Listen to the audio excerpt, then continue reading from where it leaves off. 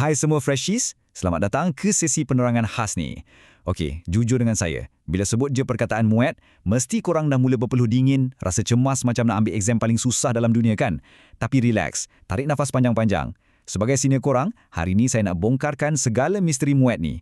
Kita nak kaji betul-betul format baharu muat yang dah diselaraskan dengan standard antarabangsa supaya korang tak payahlah nak meraba-raba dalam gelap lagi. Jom kita mula. Okey, benda yang paling kita takut selalunya sebab kita tak tahu, betul tak? Tapi korang jangan risau. Buku panduan rasmi dari Majlis Peperiksaan Malaysia ni sebenarnya inilah senjata rahsia kita yang paling power. Dalam sesi penerangan ni, kita akan hancurkan segala spesifikasi dan peraturan rasmi ni supaya jadi benda yang sangat mudah korang nak faham. Korang tak perlukan magic pun nak lulus muat ni. Apa yang korang betul-betul perlukan hanyalah kepahaman yang sangat jelas tentang apa yang pemeriksa sebenarnya nak tengok. Itu je. Jadi ni peta perjalanan kita hari ini. Kita mula dengan memahami format dan sistem band, lepas tu strategi komponen, rahsia penulisan, kesilapan lazim dan akhir sekali persediaan akhir. Ringkas kan? Bahagian pertama, kita nak fahamkan betul-betul tentang format dan sistem band. Okey, bila muat dah diselaraskan dengan CEFR, format baharu ni sebenarnya lebih fokus kepada komunikasi dunia sebenar. Berita baiknya, perubahan wajaran markah. Dulu, ada kertas yang bawa markah lebih besar, tapi sekarang, keempat-empat kemahiran iaitu mendengar, bertutur, membaca dan menulis, masing-masing bawa wajaran tepat 25%. Maksudnya, tak ada satu pun kertas yang mendominasi. Kalau korang rasa kurang yakin sikit masa bertutur, tak apa. Korang ada peluang yang sama rata untuk puluhan markah tu dekat membaca atau menulis. Setiap kertas tu ibarat peluang keemasan korang tau. Habis tu, macam mana markah ni dikira? Pemeriksa akan kira markah agregat korang dengan maksimum 360 markah. Lepas tu, skor ni akan dipetakan ke tahap CEFR, dari basic sampailah proficient. Nak bagi korang nampak gambarannya, macam ni. Band 1 sampai 2.5 tu dikira pengguna asas. Band 3.0 sampai 4.5 pula pengguna bebas. Dan untuk korang yang memang sasar nak cemerlang, band 5.0 dan 5+ tu dah tahap pengguna mahir yang mana dia selari dengan tahap C1 dan C1+ dalam CEFR. Bila korang dah tahu mana sasaran korang, baru senang nak susun strategi kan? Seterusnya, bahagian kedua. Jom kita selami strategi komponen. Tahu format tu satu hal, tapi macam mana kita nak takluk soalan? Jom tengok taktik khas, bermula dengan ujian mendengar yang berjalan selama 50 minit ni. Dengar betul-betul petua dari pemeriksa ni. Jangan tunggu audio bunyi baru nak baca soalan. Contohnya, kalau nampak soalan, what is the speaker's main concern? Cepat-cepat gariskan perkataan main concern tu sebelum audio mula. Bila audio pertama main, terus kunci jawapan. Jangan fikir lama sangat. Lepas tu, masa diorang mainkan audio kali kedua, gunakan peluang tu 100% untuk sahkan jawapan korang tadi dan tangkap info yang mungkin tertinggal. Barulah korang sentiasa selangkah ke depan. Yang ni pula ibarat kod rahsia untuk ujian bertutur korang. Khas untuk tugasan B iaitu perbincangan kumpulan. Tahu tak pemeriksa sebenarnya nak tengok kualiti interaksi korang dan macam mana korang pandu perbincangan tu. Cuba guna frasa yang berstruktur sikit macam in conclusion, all of us agree that. Ataupun kalau tak setuju, as time is running out, it seems that all of us can't agree. Benda ni bukan setakat nak tunjuk grammar korang okey tau. Tapi ia nak buktikan kat pemeriksa yang korang ni mampu kawal dan urus perbincangan tu dengan sangat profesional dan yakin. Satu masalah besar freshies ni, korang selalu risau sangat pasal tata bahasa sampai keras kaku masa ujian bertutur. Dengar sini komunikasi yang berkesan dan pemikiran kritis korang tu sebenarnya jauh lebih penting.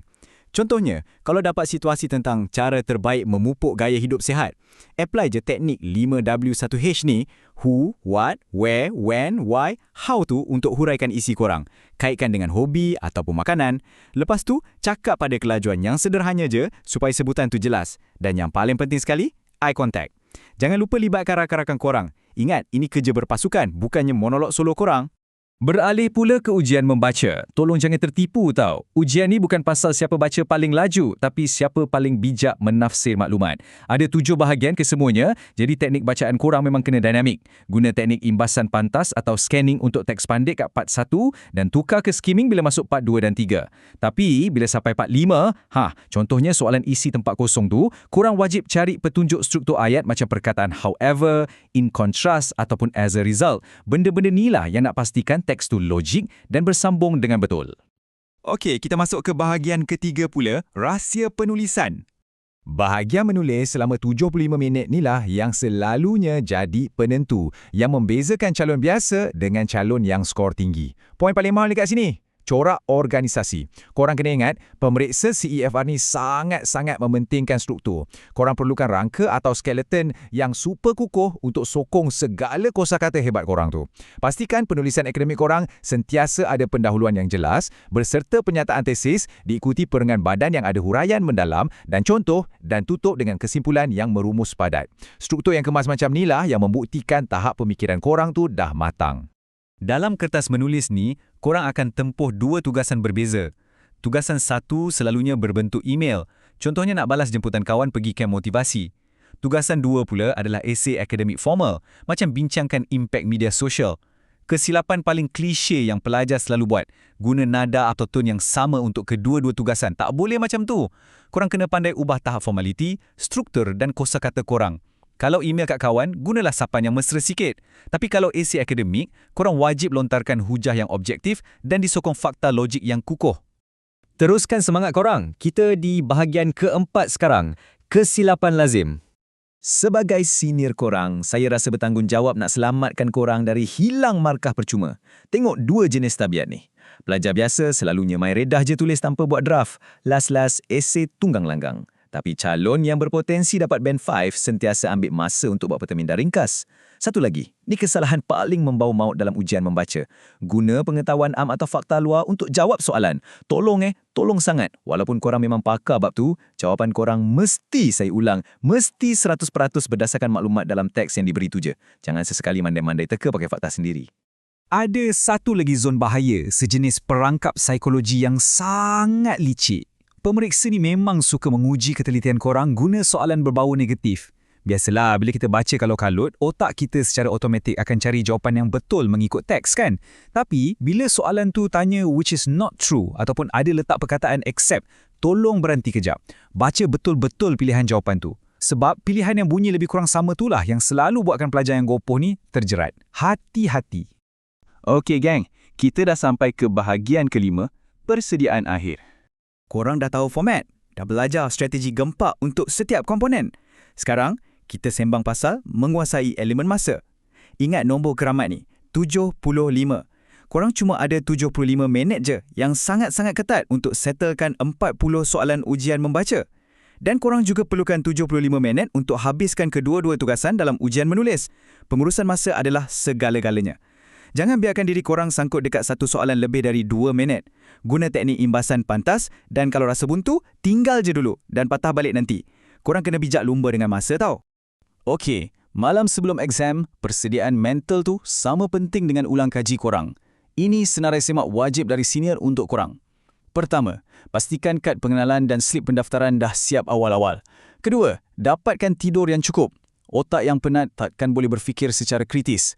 Dekat dewan nanti, amalkan pernafasan dalam untuk kawal degupan jantung dan bina keyakinan diri. Dan ini undang-undang paling emas dalam mana-mana ujian objektif.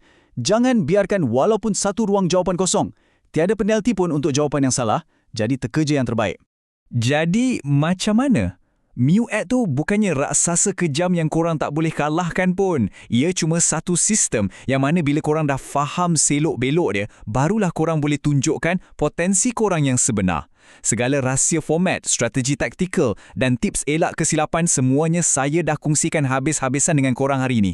Bola sekarang di kaki korang. Percaya pada diri sendiri, strategi dah ada kat tangan, alat dah bersedia. Persoalannya sekarang, lepas faham semua ni, apakah sasaran band yang korang akan genggam nanti? All the best freshers buktikan kemampuan korang.